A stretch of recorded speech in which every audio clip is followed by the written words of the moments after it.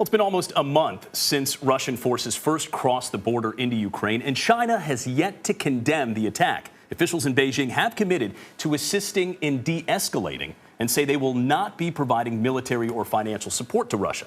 A recent book, Red Flags: Why Xi's China is in Jeopardy, explores the threats facing the nation's economic rise. Let's bring in George Magnus. He's the author of that book.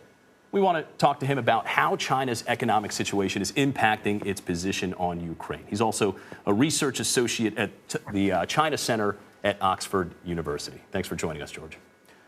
Thanks for having me. Yeah, absolutely. If you would, let's first break down where Chinese-Russian relations stand right now.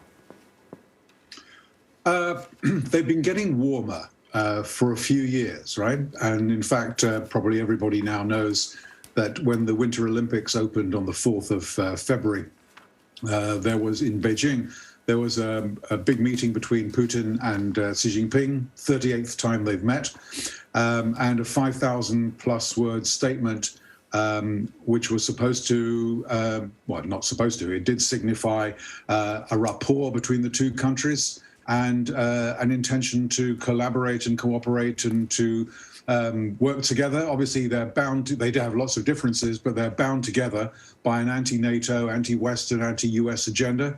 And that agenda is pretty firm for them both right now. Except, you know, China has basically spent the last 50 years using economic diplomacy, right, to, if not win allies, at least win partners around the world. I'm sure they don't want to go back to, you know, pre-1972 China. How important is it for China to remain engaged with the rest of the world?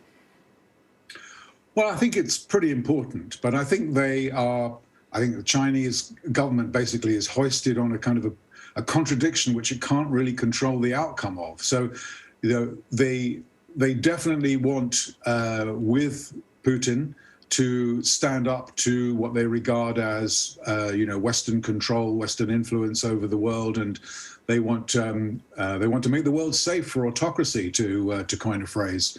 So they definitely want to do that. But of course, China's interests economically have always hinged on its being engaged in an open way with global institutions like the World Trade Organization, with other countries, exchange of, you know, research, collaboration, and students, and so on and so forth.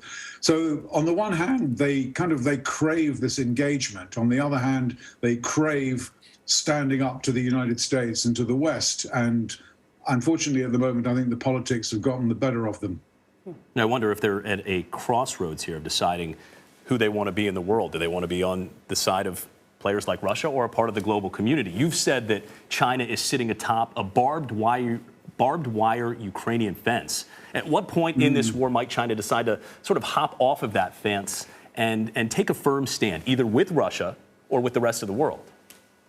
Okay, well, I wish I knew the answer to that question, you know, but I mean, at the moment, the most toxic thing for Xi Jinping is if Putin should fail or should be humiliated. Because remember, China's president, head of the Communist Party, to give him his kind of formal title, is facing the 20th Party Congress at the end of this year, where he expects to be nominated for an unprecedented third, maybe more than 3 terms. So he wants everything to go smoothly. Anything that disturbs that, which may include Putin's failure, is something which I think he would rail against pretty strongly.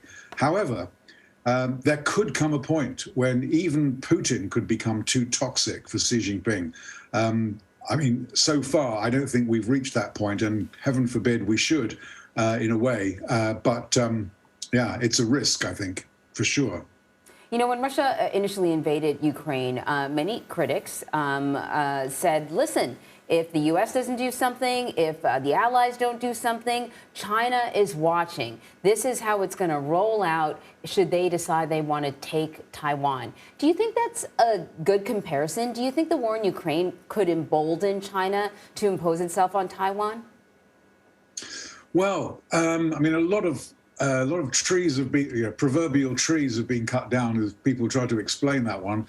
I mean, I think perversely that the experience so far actually mitigates more against an imminent or, predictable in the near term intervention in Taiwan than anything else. And the reason is, one, first of all, Xi Jinping and the Chinese Communist Party will have learned very clearly the best laid plans sometimes don't really go out, according to the way you think they will.